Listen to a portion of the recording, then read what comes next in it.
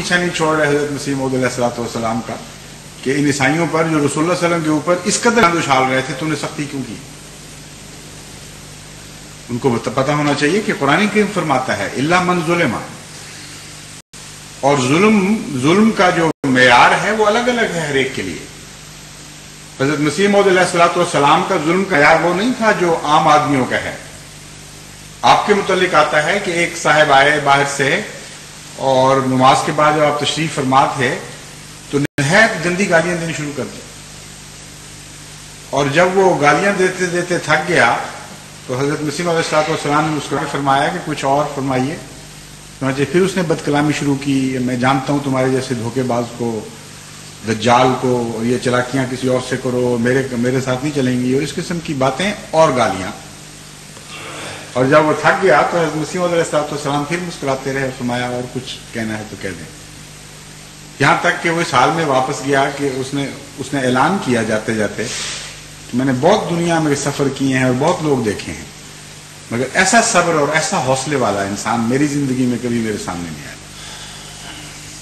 تو اپنے بارے میں صبر کا یہ حال، اور جب لیکھ رام نے حضرت رسول اکرم صلی اللہ علیہ وآلہ وسلم کے متعلق بد زبانی کی تو آپ سے برداشت نہیں ہوا، جب عیسائیوں نے حضرت صلی اللہ علیہ وآلہ وسلم کے متعلق شدید بد زبانی کی تو بعض جگہ آپ کو سختی کے کلمات کہنے پڑے، لیکن یہ بالعموم نہیں تھا۔ بھاری اکثریت کے خطابات کی ان ظالموں سے بھی نرمی کی ہے، سمجھانے کی ہے، اور بے اختیاری ہے جہاں بھی منہ سے کوئی کلمہ نکلا ہے۔ تو احمدیوں کو بھی صبر کو اس مقام تک پہنچانا چاہیے، یہ بہانہ نہیں بنانا چاہیے کہ الا من ظلم کے نتیجے میں اب ان کو زبان کھولنے کی اجازت مل گئی ہے۔ زبان کھولنے کی کہاں تک اجازت ملی ہے، کن حالات میں ملی ہے، اس کو تو ہم سنت سے ہی اخذ کریں گے، اور سنت انبیاء یہ ہے کہ صبر کو انتہا تک پہنچا دیتے ہیں، یہاں تک کہ بہت شاذ کے طور پر معمولی کلمات سختی کے ایسے نکلتے ہیں جو اصلاح کے لیے ضروری ہوتے ہیں، جذبات سے مغلوبیت کا نشان نہیں ہوتے، بلکہ دشمن کو سمجھانے کی خاطر بعض دفعہ وہ سختی بھی ضروری ہو جاتی ہے، چنانچہ اس سختی میں بھی حکمت ہوتی ہے، اور یہ جو فیصلہ ہے کہ یہاں سختی حکمت کے مطابق ہوگی یا نہیں ہوگی، یہ فیصلہ بھی ہر کس و ناقص نہیں کر سکتا۔ اس لیے جہاں تک جماعت کا تعلق ہے، جماعت کو کامل صبر سے کام لینا چاہیے، لیکن اگر بے اختیاری ایسی ہو جائے کہ کچھ ہو ہی نہ سکے، اب ایک آدمی کو بات کرتے کرتے کھانسی آ جاتی ہے، جتنا مرضی چاہے اس کو روک نہیں سکتا، تو بے اختیاری سے مراد ایسی بے اختیاری ہے جو واقعتاً بے اختیاری ہے، اب چاہیں گے تو رک نہ سکے، اس میں ارادے کا دخل نہ ہو۔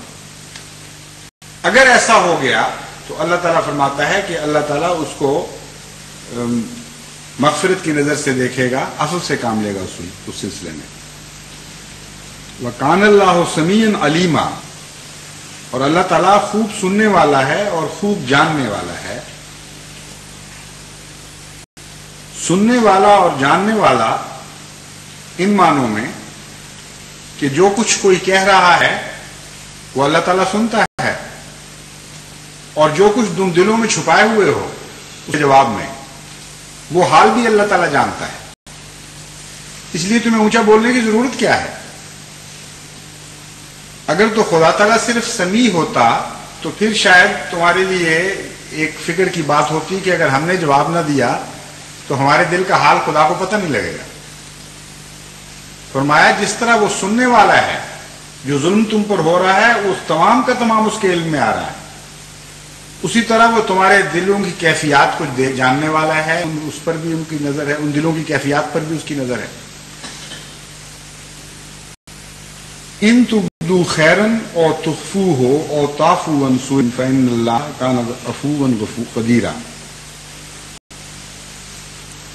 یہاں ایک بہت ہی عمدہ مضمون ہے مومنوں کی صفات کے متعلق۔ الا من ظلم کہنے کے بعد ان کے دل کی اصل کیفیت بیان فرما دی۔ ان تبدو خیرن اور تخفو ہو، تم اگر خیر ظاہر کرو یا اسے چھپا لو، تافو عن سوء فإن اللہ کان عفوا قدیرا، بات تو ہو رہی تھی سو کی کہ خدا بری بات کے اظہار کو پسند نہیں فرماتا، الا من ظلم، سوائے اس کے کہ کوئی مظلوم ہو. اور جب مظلوم کی بات شروع کی تو وہاں سو کا ذکر ہی کوئی نہیں کیا. تبدو خیرن اور تخفو ہو، اگر تم بھلائی کو ظاہر کرو یا بھلائی کو چھپا لو. تو یہاں وہی بات ظاہر فرما دی گئی جو میں نے بیان کی کہ انبیاء جب ظاہر سو کی بات کرتے ہیں جواب میں تو خیر مقصود ہوتی ہے ان کے، ہرگز دکھ دینا ان کو پیش نظر نہیں ہوتا، اس لیے ان کا اظہار بظاہر سو ہے، بظاہر سختی ہے، لیکن اللہ تعالیٰ فرماتا ہے کہ تم نے خیر کا اظہار کیا. وہ ہیں مستثنا لوگ جن کے متعلق الا من ظلم کہہ کر بظاہر یہ بتایا گیا کہ انہوں نے جواباً سختی کی، لیکن مان خدا نے یہ غلط فہمی دور فرما دی. ان کی سختی بھی خیر کے نتیجے میں تھی، وہ بھلائی چاہتے تھے ان کی، اور جانتے تھے کہ بعض دفعہ سختی کے نتیجے میں بھلائی پہنچ جاتی. چنانچہ ان مواقع پر بڑی حکمت کے ساتھ جو انہوں نے اظہار کیا وہ بھی دراصل خیر ہی کا اظہار ہے. اور تخفو ہو، اور جو ان کے سینوں میں چھپا ہوا ہے وہ بھی شر نہیں ہے، وہ بھی خیر ہی خیر ہے. تو دو متقابل گروہ اور ان کی صفات پیش ہو گئی. ایک وہ ہیں جن جو جب بولتے ہیں گند بولتے ہیں اور ظلم کی بات کرتے ہیں اور سختی سے حق کو دبانے کی بات کرتے ہیں، اور جو ان کے سینوں میں چھپا ہوا ہے وہ ما تخفی صدورہم اکبر، وہ اس سے بھی زیادہ گند ہے. یعنی ان کا ظاہر بھی گند ہے اور ظلم و ستم ہے، ان کا باطن بھی گند ظلم و ستم ہے، بلکہ زیادہ گند ہے جو ان کے دلوں میں چھپا ہوا ہے.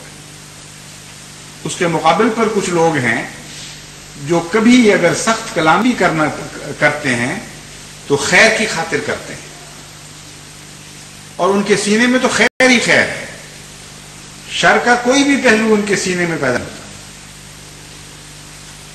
فإن اللہ کان عفوا اور تعفو عن سوء، خواہ تم اس کو چھپا لو یا سو سے کلیتاً درد گزر فرما لو، گویا کچھ بھی نہیں ہوا، اس طرح تحمل کے ساتھ برائی کے پاس سے گزر جاؤ. اسی مضمون کو دوسری جگہ خدا نے فرمایا وَإِذَا خَاطَبَهُمُ الْجَاهِلُونَ قَالُوا سَلَامًا، کہ وہ رد عمل ان کے تین ہو گئے، گویا کہ جب بولیں گے تو خیر کی خاطر بولیں گے اور خیر کی بات کریں گے، ورنہ اپنے دکھ سینوں میں چھپائے رکھیں گے، اور یہ علم ہوگا ان کو کہ خدا جانتا ہے کہ ہمارے دل پر کیا گزر رہی ہے. اور اگر ان کے لیے ممکن ہو تو وہ اس مجلس کو چھوڑ دیں گے، اور خاطب جب مجھے جاہل ان سے بات کرے گا تو کہیں گے سلامہ، اچھا ہم رخصت ہوتے ہیں، اب ہماری یہاں مزید بیٹھنے کی کوئی گنجائش باقی نہیں. فإن اللہ کان عفوا قدیرا، ایسے لوگ اللہ تعالیٰ کو عفو پائیں گے. انہوں نے خدا کی خاطر عفو سے کام لیا. ان کو یقین رکھنا چاہیے کہ اللہ تو ان سے بہت بڑھ کر عفو کرنے والا ہے، جس کا مطلب یہ ہے کہ اس ادا کے نتیجے میں جو خدا کو پسند آئے گی ان کے بکثرت ان کے گناہ بخشے جائیں گے. کتنا عظیم الشان دور ہے یہ صبر کا دور، جس میں خدا کی خاطر آپ صبر سے کام لیتے ہیں اور آپ کے ماضی کے سارے گناہ داغ دھلتے چلے جاتے ہیں، اور اللہ آپ کے ساتھ عفو کا سلوک فرماتا چلا جا رہا ہے. اور فرماتا ہے قدیرہ، وہ قدیر ہے، یعنی ان حالات کو اس طرح نہیں رہنے دے گا، ان کو تبدیل فرما دے گا. اور اس بات پر قادر ہے کہ بالآخر یہ سو کا اظہار کرنے والے اور سو کو سینوں میں چھپانے والے اس صفحہ ہستی سے مٹا دیے جائیں گے. اور خدا کے عفو کرنے والے بندے اور خیر دلوں میں رکھنے والے اور خیر زبان سے جاری کرنے والے اللہ تعالیٰ ان کو غالب فرمائے گا. تو یہ وہ مضمون ہے جہاں فرمایا الا من ظلم.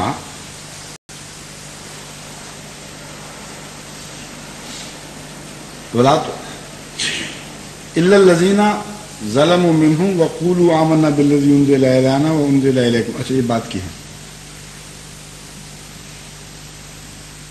لا يحب اللہ الجہر بالسوء من القول الا من ظلم. اس کے متعلق میں کر رہا تھا. اللہ تعالیٰ فرماتا ہے لا تجادلوا اہل الکتاب الا بالتی ہی احسن الا الذین ظلموا منهم. جو ان میں سے ظلم کرنے والے ہیں ان کے ساتھ تم کیا سلوک کرو. وہ سلوک اس دوسری آیت میں بیان فرما دیا گیا جہاں الا الذین ظلموا کہ جو لوگ مظلوم ہیں ان کو کیا کرنا چاہیے. تو اللہ سے مراد وہ سلوک ہے، وہ لوگ ہیں جو ظلم کرنے والے، اور وہ سلوک ہے جس کی تفصیل یہاں بیان فرمائی. اور اب پھر حسن بات کو مزید کھول کر بیان کرتا ہے اس وقتی اعراض کے بعد کہ ظلم کیا ہے اور ظالموں سے کیا سلوک تمہیں کرنا چاہیے. اللہ تعالیٰ فرماتا ہے کہ اب ہم تمہیں قول حسن بتاتے ہیں کیا ہے. قولوا آمنا بالذی انزل الینا.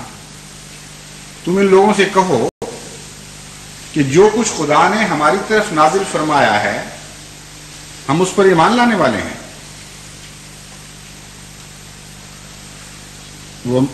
وما انزل الیکم.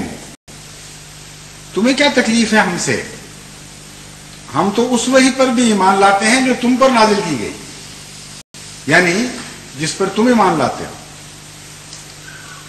اگر تو ہماری وحی تمہاری وحی سے اس طرح ٹکراتی کہ جو کچھ تمہارے اوپر نازل کیا گیا یعنی جس پر تم ایمان لاتے ہو اس کا ہم انکار کر دیتے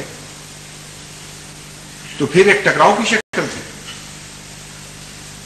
ہم تو کلیتاً اس پر ایمان لا رہے ہیں جس پر تم ایمان لاتے.